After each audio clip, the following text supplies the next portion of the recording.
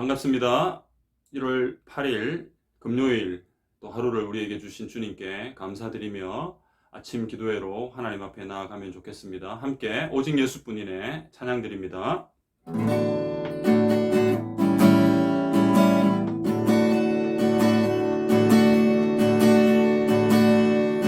은혜 아니면 살아갈 수가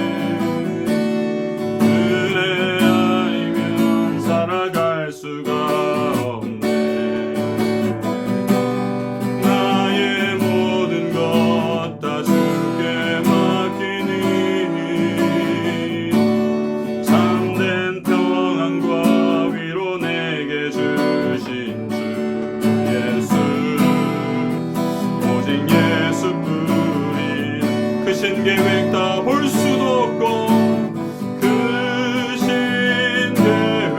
계획 다 볼 수도 없고 작은 고난에 지쳐도 주께 묶인 나의 모든 삶 버티고 견디게 하시네.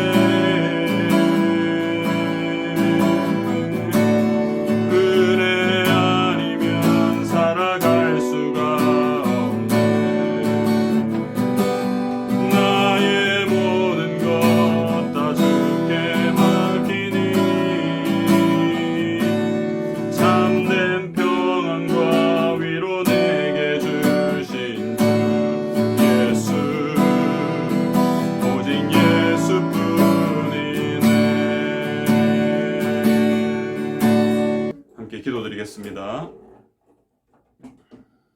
생명의 주관자가 되시며 우리의 모든 삶을 전적으로 인도하시는 살아계신 하나님 아버지, 오늘도 새 날을 저희들에게 허락하여 주시고 또 2021년 이 시작과 함께 하나님 앞에 늘 기도와 말씀과 또 우리의 심령을 올려드리는 귀한 예배로 나아갈 수 있도록 인도하여 주신 것 감사합니다. 하나님, 오늘 하루도 우리에게 너무나 소중한 하루입니다. 그냥 세상 사람들처럼 육신의 즐거움을 만족을 위하여 허비하는 오늘 하루가 아니라 오늘 하루 하나님께서 우리에게 맡겨주신 그 비전과 사명을 품고 주님과 함께 행복한 하루가 되기를 원합니다. 하나님 아버지, 하나님의 자녀에게 성도에게 맡겨주신 그 일을 기쁨으로 감당해내는 하루가 되기를 원합니다. 하나님, 우리는 구원받은 자이고 하나님으로부터 의롭다함을 받은 하나님의 자녀들입니다.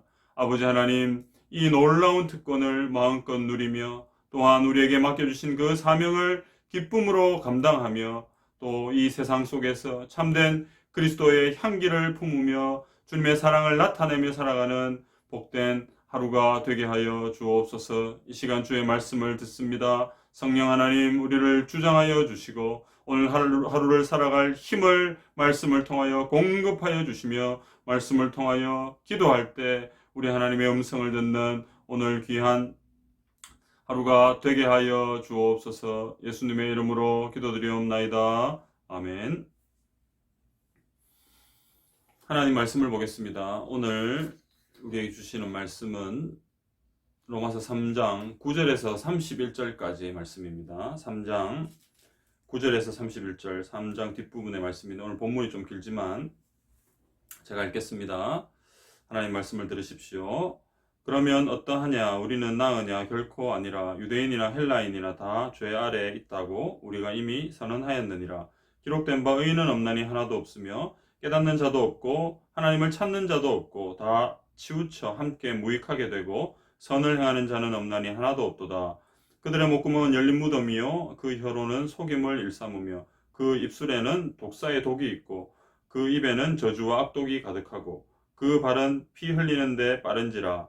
파멸과 고생이 그 길에 있어 평강의 길을 알지 못하였고 그들의 눈앞에 하나님을 두려워함이 없느니라. 함과 같으니라. 우리가 알거니와 무릇 율법이 말하는 바는 율법 아래에 있는 자들에게 말하는 것이니 이는 모든 입을 막고 온 세상으로 하나님의 심판 아래에 있게 하려 함이라. 그러므로 율법의 행위로 그의 앞에 의롭다 하심을 얻을 육체가 없나니 율법으로는 죄를 깨달음이니라.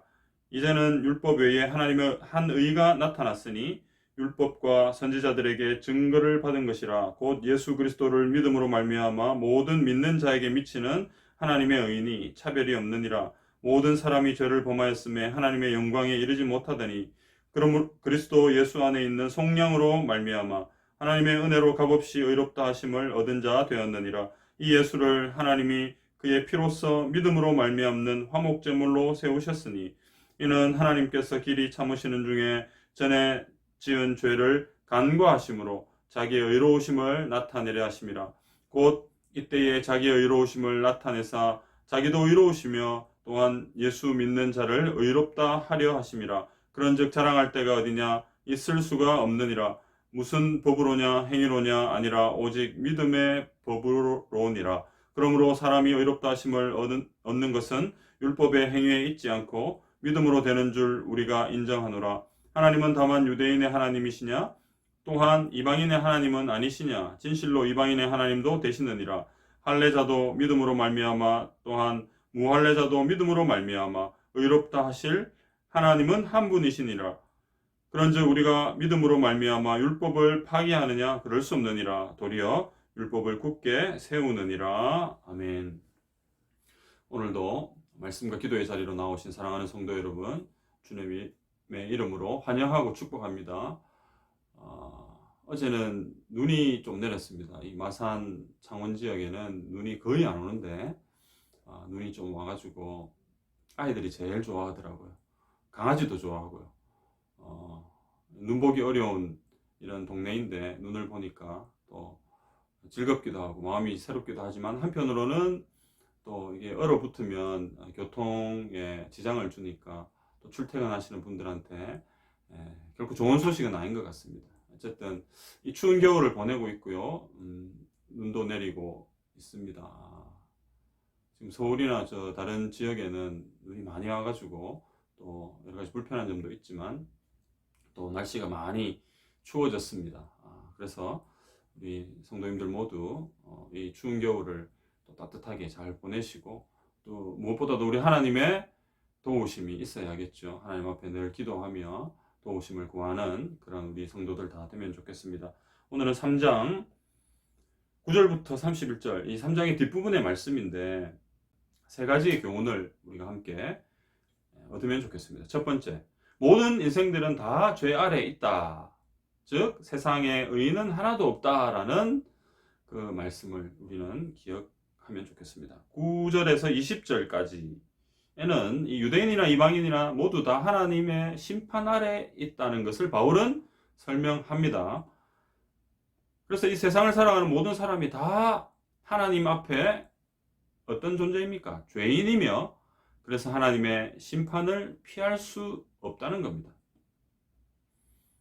또 율법을 통해서 아무도 하나님 앞에 의롭다 하심을 받을 수 없다. 그런 말씀을 하고 있습니다. 자, 이것은 유대인과 이방인 모두에게 적용되는 겁니다. 따라서 인간이 자기의 노력이나 또 열심을 가지고 하나님 앞에 의롭다함을 절대로 받을 수 없는 것이죠. 결국 오직 예수 그리스도를 통해서만 구원을 받을 수 있다. 구원을 받는다는 것을 우리에게 가르쳐 줍니다. 예수님은 어떤 분입니까? 우리의 유일한 구원자이십니다. 예수 그리스도는 우리의 유일한 구원자이십니다. 예수님 외에 다른 어떤 존재도 우리를 구원할 수가 없습니다. 오직 예수 그리스도 그분만이 우리의 구원자이십니다. 자, 조금 더 세밀하게 살펴보면 9절에서 18절까지의 내용은 어떤 내용이 나옵니까? 유대인이나 헬라인이나 세상 모든 사람들은 다 죄 아래에 있다는 것을 밝히고 있는데요. 그 결과 인생에서 수고와 고생과 파멸이 임하게 되었습니다. 여러분 9절은 어제 살펴본 단락에서 바울 일행을 향해 비방하는 사람들에 비해 그러면 유대인은 더 나은 존재냐? 그렇지 않다는 것을 말씀하고 있습니다. 유대인과 이방인 모두 다 죄 아래에 있는 존재입니다. 자, 바울은 구약성경 시편 14편 1절을 포함한 시편과 이사야 말씀들을 인용합니다. 그래서 모든 인류가 다 죄 아래에 있다는 것을 강조하고 있습니다. 모든 인생들은 하나님을 찾는 자도 없고 선을 행하는 자도 없고 혀와 입술과 입은 속임과 독과 저주와 악독이 가득하고 발은 피 흘리는데 빠르고 파멸과 고생의 연속이고 하나님을 두려워하지 않는다. 이 사실을 오늘 10절부터 18절까지 아주 구체적으로 자세하게 설명합니다. 이런 인생이 바로 우리라는 거예요. 성도 여러분, 그리고 나서 19절, 20절은 어떤 말씀을 합니까? 유대인과 이방인을 포함한 세상 모든 사람들은 그러므로 하나님의 심판 아래 있다는 것을 말씀합니다. 19절 보세요. 19절을 보면 율법 아래 있는 자들 이런 표현이 나옵니다. 이 말은 율법 안에 있는 자들이라는 뜻입니다. 이 원어의 의미로 더 정확하게 보면 율법 안에 있는 자들이다. 자, 그러면 율법 안에 있다는 것은 어떤 의미입니까? 율법 안에서 율법과 더불어 생활하고 있는 모습을 우리에게 보여줍니다. 그래서 율법이 율법 아래에 있는 자들에게 말하는 목적은 모든 입을 막고 온 세상으로 하나님의 심판 아래 있게 하려 함이다 라고 성경은 말씀합니다. 자, 여기서 보십시오. 여러분, 모든 입을 막고라는 이 말은 어떤 의미입니까? 변명할 수 없게 만든다는 말입니다. 자, 이는 무엇이 옳은 것인지를 몰랐다고, 어떻게 행할지를 몰랐다고 하나님 앞에 절대로 핑계할 수 없다는 것을 말합니다. 그리고 온 세상으로 하나님의 심판 아래 있게 하기 위함이다 라고 말씀합니다. 율법이 있음으로 인해 심판할 수 있고 그 심판을 통해 율법을 어긴 사람들은 처벌을 받게 되는 것입니다.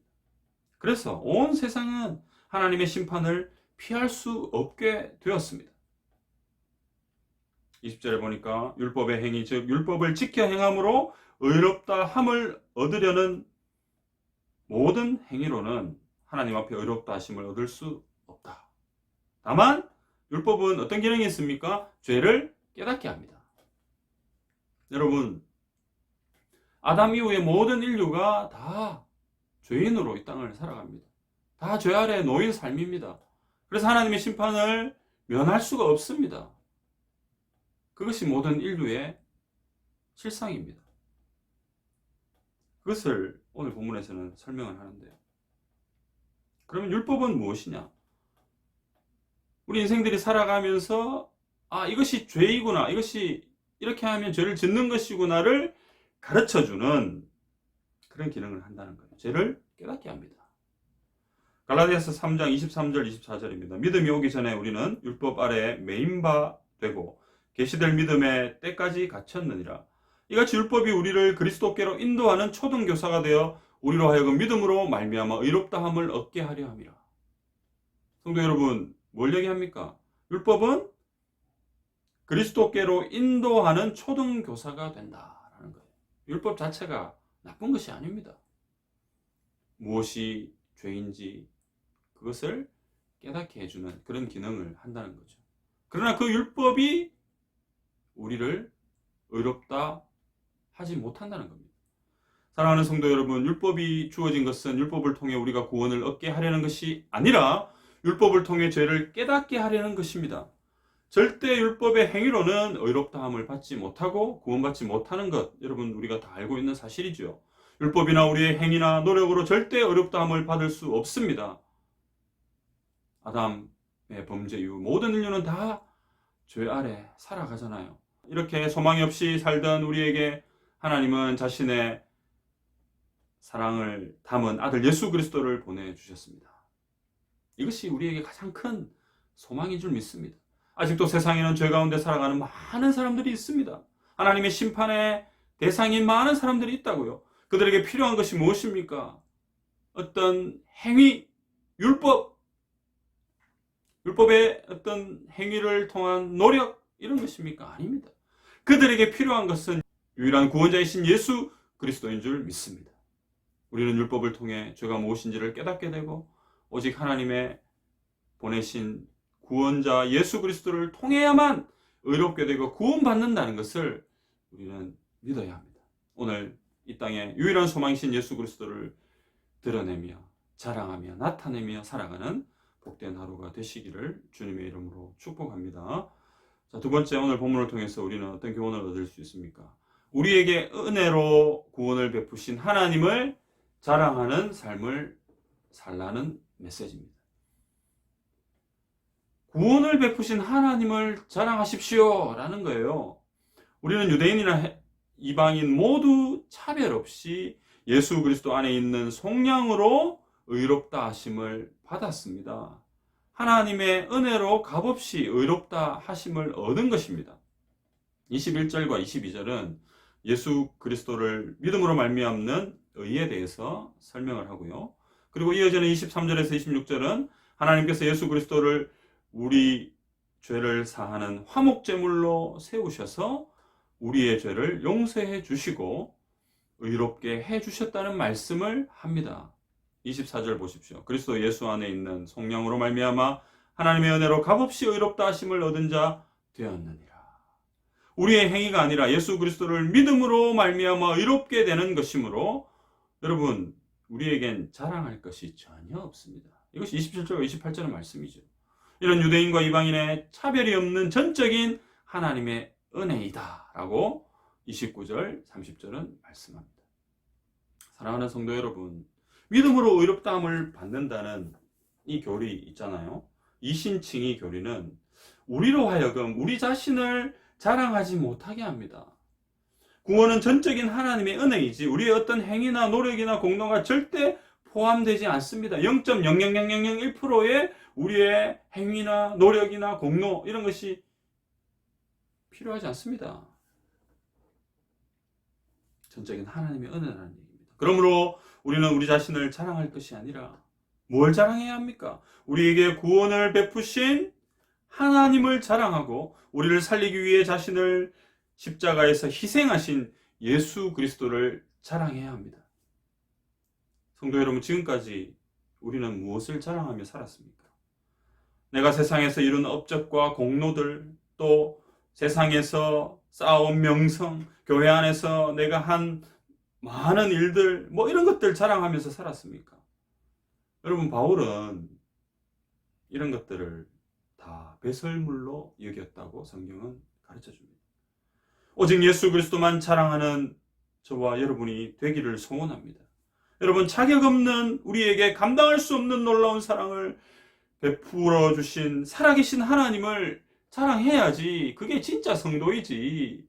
우리가 뭐가 잘났다고, 무슨 자격이 있다고 우리의 것을 자랑합니까? 신앙의 연수를 자랑했습니까? 내가 교회에 갖다 바친 헌금의 액수를 자랑했습니까? 내가 이룬 교회 안에서의 어떤 업적들을 자랑했습니까? 여러분, 그거 자랑하면요, 하나님의 영광을 인터셉트하는 거예요. 가로채는 거예요. 우리는 그저 구원의 은혜에 감사하여, 감격하여 그 은혜 때문에 살아가는 존재인 것을 늘 기쁨으로 고백하며 우리에게 은혜를 베푸신, 구원의 놀라운 은혜를 베푸신 그 하나님을 자랑하는 삶을 반드시 마땅히 살아야 합니다. 이것이 정상적인 그리스도인입니다. 우리는 어쩌면 지금까지 비정상적인 그리스도인의 삶을 살고 있었는지도 모릅니다. 오늘 하루 이것을 한번 체크해 보십시다. 사랑하는 성도 여러분, 예수 그리스도를 자랑함으로 오늘 하루 온전히 복음을 살아내는 복된 하루가 되시기를 주님의 이름으로 축복합니다. 마지막 세 번째, 오늘 본문을 통해서 우리는 또 중요한 한 가지 교훈을 얻을 수 있습니다. 자, 세 번째 교훈은 무엇입니까? 믿음으로 말씀을 순종하는 삶을 살아가라 라는 메시지입니다. 31절 보십시오. 그런즉 우리가 믿음으로 말미암아 율법을 파기하느냐? 그럴 수 없느니라. 도리어 율법을 굳게 세우느니라. 여러분, 믿음으로 의롭다함을 받는 것은 율법을 파기하는 것, 율법을 무효화시키는 것이 아니라 성경은 뭐라고 얘기합니까? 도리어 굳게 세우는 거라고 말씀합니다. 자, 그런데 믿음으로 의롭다함을 받는다고 하니까 그러면 율법을 지키지 않아도 되는 것 아닌가? 이렇게 의문을 품는 분들이 계십니다. 즉 이신칭의 교리로 믿음으로 의롭게 된다는 이 교리로 인해 율법을 무너뜨리는 것이 아닌가? 또는 사람들의 방종한 삶을 조장하는 것이 아닌가 하는 그런 질문을 제기할 수 있습니다. 당시에 일부 사람들은 바울이 모세를 배반하고 율법을 폐한다고 비난하기도 했습니다. 자, 바울은 여기에 대해서 절대로 그럴 수 없다라고 말씀하죠. 오히려 율법을 굳게 세운다고 선포합니다. 예수 그리스도를 믿음으로 의롭다함을 받은 사람은 우리가 지난 시간에 살펴봤죠. 표면적 유대인이 아니라 이면적 유대인인데, 즉 참 유대인으로 율법의 내용을 온전히 행하는 삶을 산다는 겁니다. 그래서 참 믿음이라는 것은 참된 의미의 순종을 가져옵니다. 하나님의 은혜로 구원받은 하나님의 자녀는 어떤 삶을 살아야 하나요? 더욱 하나님의 말씀을 믿음으로 순종하는 삶을 살아가는 겁니다. 사랑하는 성도 여러분, 우리의 정체성을 분명히 알고 있어야 합니다. 우리는 하나님의 은혜로 예수 그리스도의 십자가의 공로를 힘입어 믿음으로 구원받은 하나님의 자녀입니다. 여러분, 성도는 돈이나 힘으로 사는 사람이 아닙니다. 오직 믿음으로 살아가는 존재인 것을 믿으시기를 바랍니다. 여러분이 믿음으로 살아가는 성도라면, 진짜 성도라면 하나님의 말씀에 순종하는 삶을 살아가야 합니다. 여러분, 믿음과 순종은 따로 떼놓고 각각을 설명하기보다 함께 설명해야 더 중요한 메시지를 우리는 얻을 수 있습니다. 믿음과 순종은 바로 단짝이죠. 정말 여러분이 믿음의 사람입니까? 그러면 하나님의 말씀을 순종하는 삶으로 하나님을 기쁘시게 하는 삶을 살아가시기 바랍니다. 여러분, 이 말씀을 들으니까 부담이 되지요. 참 내 주제에 내같이 연약한 사람이 어떻게 하나님의 말씀을 제대로 순종하면서 그렇게 하나님을 기쁘시게 하면서 살 수 있을까? 참 마음이 좀 씁쓸하기도 합니다. 그러나 여러분, 전혀 그런 마음을 가지실 이유가 없습니다. 왜? 그런 마음을 가진다는 것은 내 힘으로 그것을 한번 해보려고 하는 무언가가 있기 때문입니다. 그러나 여러분, 분명히 기억하십시오. 이것은 절대로 내 힘으로는 불가능합니다. 가능할 수가 없습니다. 내 안에서 역사하시는 성령님의 도우심이 있어야 가능한 줄 믿습니다. 그래서 우리는 성령 하나님을 의지해야 하고요. 그 성령님을 사모해야 하고요. 성령님을 구해야 합니다. 성령의 능력은 여러분 제한적이지 않습니다. 성령의 능력은 우리의 생각을 뛰어넘습니다. 여러분, 성령의 능력이, 가장 큰 능력이 뭐예요? 죄인인 우리가 구원받아 하나님의 자녀된 것 아닙니까? 성령의 능력으로 행하신 주님의 놀라운 은혜 아닙니까? 여러분, 그것을 우리가 경험했지 않습니까? 그러면 그 가장 큰 능력을 우리가 경험했다면 이제 이 땅을 살아가는 성도로서의 삶은 여러분 당연히 우리를 이끄시고 우리를 붙들어 주시는, 우리를 인도하시는 성령님을 의지해야 하는 것 당연한 것 아니겠습니까? 사랑하는 성도 여러분, 오늘 하루 이 말씀을 기억하시고요. 여러분, 믿음으로 말씀을 순종하는 오늘 그런 하루를 진짜 한번 살아가 보십시다. 여러분, 큰 것을 하려고 하지 마세요. 아주 작은 부분이라도 또 이 말씀의 시간 이후에 기도하면서 성령 하나님이 우리에게 주시는 그 마음을 여러분 깨닫고요. 또 그 주시는 말씀을 붙들고 정말 그 말씀을 한번 제대로 한번 살아가 보겠다고 다짐하면서 그렇게 한번 오늘 하루 살아보십시다. 어떤 일이 일어나는가? 여러분, 우리 하나님의 말씀을 순종할 때 희한하지요. 우리 안에 기쁨이 일어납니다. 하나님이 주시는 놀라운 기쁨과 평강과 즐거움이 있습니다. 여러분, 이것이 진짜 인생의 참된 즐거움이 아니겠습니까? 오늘 그런 하루를 살아가시기를 주님의 이름으로 축복합니다. 오늘 금요일인데요. 공통기도 제목은 어려움 중에 있는 이웃들을 위해 기도하는 그런 시간을 가지면 좋겠습니다. 강추위로 고생하는 이웃들을 위해서 기도해 주시고요. 코로나 방역 현장에서 수고하시는 많은 분들을 위해서 기도해 주시고요. 코로나19로 힘든 개척교회 또 많은 선교사님들이 계십니다. 이분들을 위해서 기도해 주시면 좋겠습니다. 같이 기도드리겠습니다. 하나님 아버지, 오늘도 주의 말씀으로 우리를 인도하여 주시니 감사합니다. 아버지 하나님, 우리의 뜻과 우리의 생각과 우리의 힘으로 이 세상을 살아갈 수 없습니다. 오직 하나님의 말씀이 우리를 인도하시는 대로 우리는 순종하며 믿음으로 그 말씀을 따라 살아갈 뿐입니다. 오늘 그런 하루가 되게 해 주시기를 원합니다. 죄 아래 놓여있던 인생, 하나님의 심판을 면할 수 없었던 비참한 인생이었지만 우리에게 하나님은 예수 그리스도를 보내주시고 그 그리스도를 믿음으로 의롭게 되는 놀라운 은혜를 허락해 주셨습니다. 하나님 아버지, 이제 우리가 그 은혜를 받은 자로서 하나님의 자녀로서 성도로서 하나님의 말씀을 순종하고 믿음으로 말씀을 지켜 행하는 그런 삶을 살고 싶습니다. 성령님 도와주시고 힘주시고 함께하여 주시옵소서. 이 추운 겨울에 고통 중에 있는 많은 분들 위해 주의 은혜를 더하여 주시고 주의 평강으로 주의 긍휼하심으로 함께하여 주시옵소서. 이후에 우리가 함께 이분들을 위하여 기도하며 더욱 주님의 도우심을 구하기 원합니다. 아버지 하나님, 오늘 하루도 온종일 하나님을 기쁘시게 해드리는 말씀을 살아드리는 그런 저희들 다 되게 해주시기를 소원하옵고 살아계신 예수님의 이름으로 기도드리옵나이다. 아멘. 계속해서 기도의 자리로 나아가시면 좋겠습니다.